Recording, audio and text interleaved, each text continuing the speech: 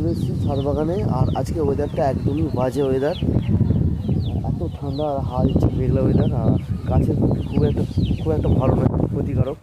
আর কিছু ফুল ফুটতে আরম্ভ করেছে, সেগুলোই তোমার সাথে শেয়ার করবো। চলো কী কী ফুল ফুটতে আরম্ভ করে সেটাই দেখাবো।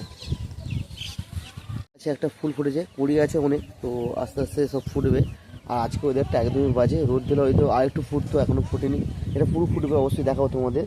এখানে আরেকটা গোলাপ দেখো, কি সুন্দর, একদম ভলিউমটা খুব ভালো। আর গোলাপটা খুব সুন্দর দেখতে। আরও আছে, দেখাচ্ছি।